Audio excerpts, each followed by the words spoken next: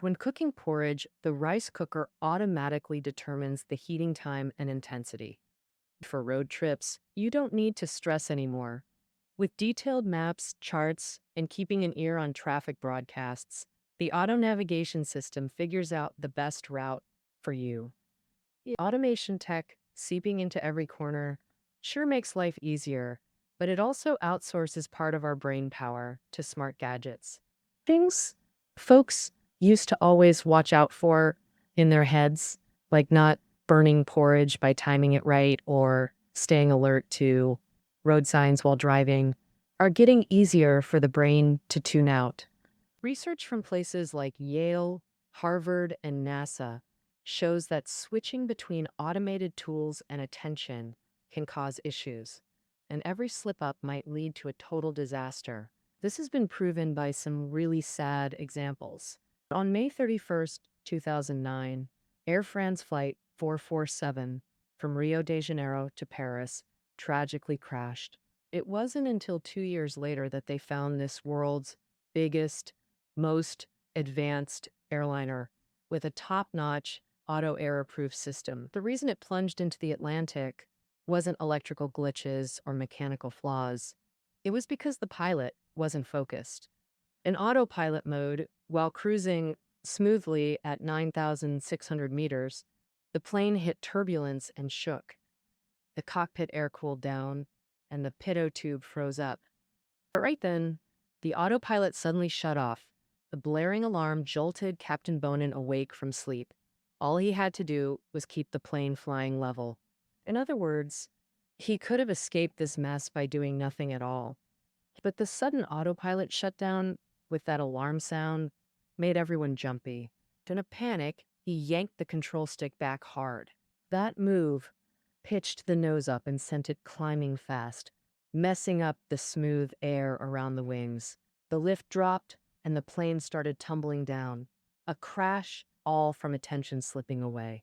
So the captain's blunder shouldn't be written off as just a fluke. It, the reason for the screw-up is exactly the attention decay and loss of control caused by automation tech. What does that mean? Um, for example, human attention is like a spotlight. The beam of this light can either spread out or focus intensely. Switching between focused and diffused beams creates a natural rhythm of tension and relaxation. That's how we control our attention. When automated systems take over tasks requiring focused attention, our brains slip into a relaxed, diffused state. This puts our ability to control attention at risk of deterioration. So when automation suddenly fails, the brain's relaxed spotlight must immediately reactivate, forcing attention to kickstart. But a brain accustomed to relaxation, suddenly forced to focus its spotlight, won't know where to direct the beam.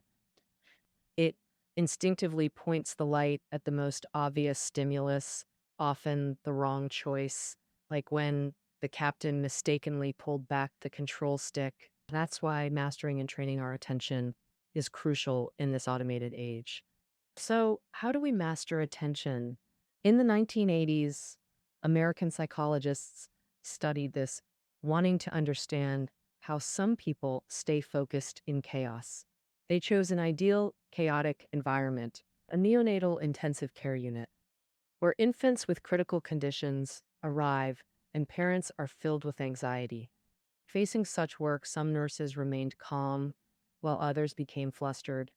Through interviews, psychologists found distinct differences in their thinking patterns.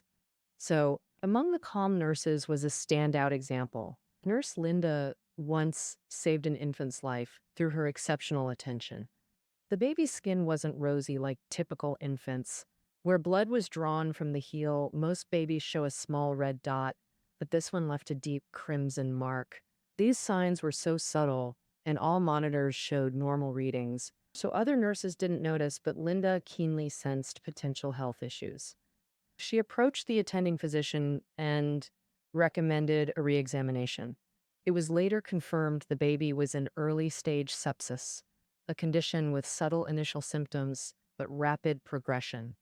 Any later detection could have cost the child's life. So how did Linda catch this? Turns out Linda maintained a complete mental image of a healthy infant. When she casually noticed deviations from this image, her mental spotlight focused on unusual details like the baby's skin and heel bloodstains. Charles suggests people like Linda who excel at attention control share this trait, habitually forming mental images of expected scenarios. Psychologists call this habitual thinking pattern constructing mental models. Mental modeling means building complete mental pictures of problems and their root causes in life and work. Its purpose is to help predict ideal outcomes. When reality conflicts with their mental image, their attention instantly identifies critical points, directing the spotlight correctly. This thinking constantly helps them focus on core issues for maximum efficiency. All right, let's recap the second secret, maintaining focus. The key is mental modeling, forming images of desired outcomes, identifying focus areas, spotting issues quickly, and solving them efficiently. Now, on to the third efficiency secret, making correct decisions. Most understand the southbound carriage heading north parable. A southbound vehicle going north at full speed accomplishes nothing. Similarly, wrong decisions on critical tasks force redoing subsequent work, devastating efficiency. So, how do we make sound decisions? Charles believes this depends on our fundamental future prediction ability. Psychologists from UPenn and UC Berkeley design training programs with different course groups to identify which training enhances future prediction skills. Psychologists found that groups who took probability thinking courses significantly improved their future prediction abilities. Probability thinking means considering all possible outcomes, weighing contradictory results together, and synthesizing them to evaluate the final likelihood.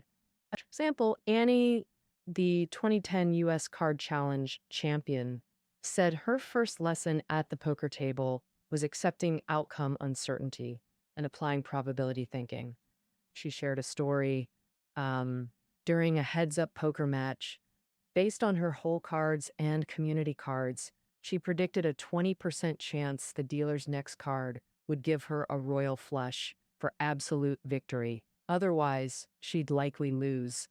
With $10 left to bet and 10 to 1 pot odds, should she go all in with $10? Annie reminded herself not to fear the 80% loss possibility.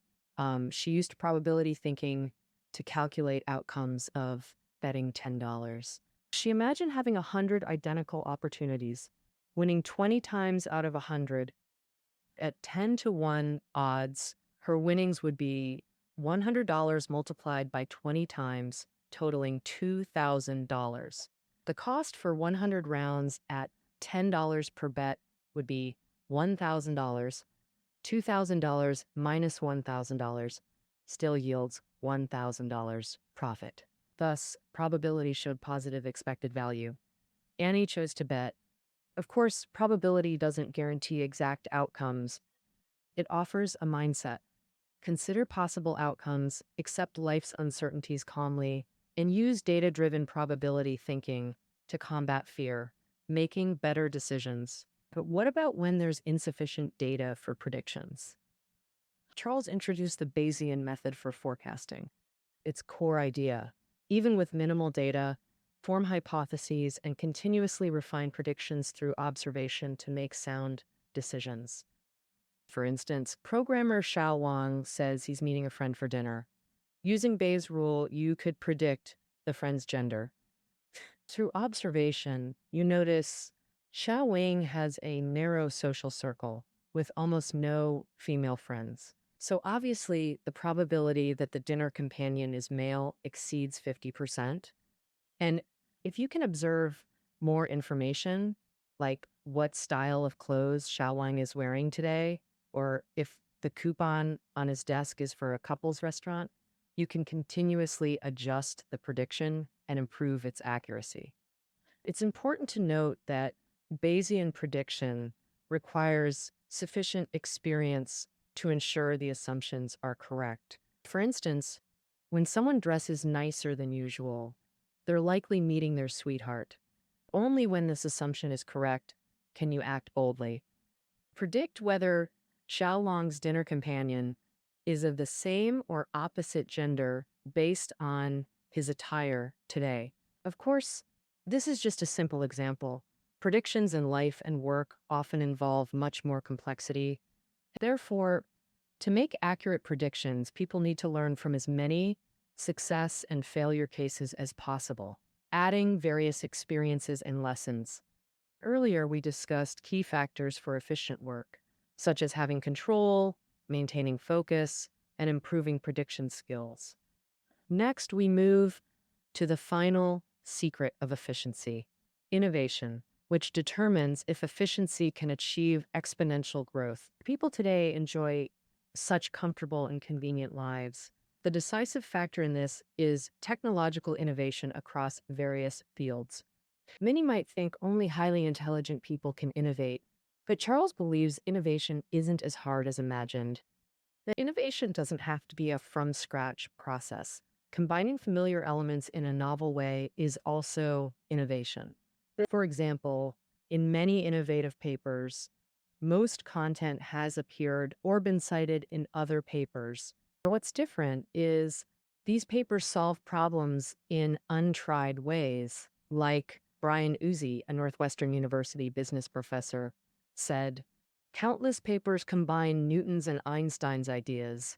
But if a paper combines Einstein's ideas with those of Wang Chang, an ancient Chinese materialist philosopher, that brings novelty.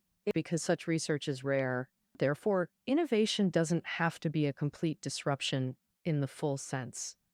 If you can recombine existing materials in novel ways, you've already achieved innovation. Beyond this, innovation sometimes springs from creative despair. This creative despair is a powerful form of ingenuity that emerges when people feel anxious and urgently seek solutions.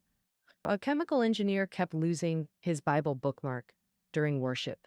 He decided to invent a bookmark that sticks to pages, thus creating post-it notes. A father preparing formula nightly stumbled sleepily while adding vegetables and supplements to milk. Extremely troublesome, especially with a crying, hungry baby nearby. To solve this, he invented infant formula. These seemingly small innovations become indispensable in daily life. Though modest compared to cars or computers, they drastically reduce time spent on daily tasks, enhancing efficiency not just individually, but for all humanity. All right, we're nearly at this book's conclusion. Let's review the 4 efficiency secrets discussed today. First secret: control, the psychological driver of efficiency. Training yourself to make decisions and assign them meaning sustains lasting motivation. Additionally, empowering team members with control unlocks individual potential and boosts team productivity. Second secret: maintain focus. This requires building mental models, mastering attention, constantly targeting core issues to enhance problem-solving efficiency. Third secret: make correct decisions. Applying probability thinking and Bayes' rule improves prediction accuracy, while accumulating rich experience is vital. Fourth secret: innovation. Combining existing materials in new ways and solving life's dilemmas effectively unleashes creative potential. The secrets to efficiency. That concludes our reading. Find listening notes below the audio. See you tomorrow.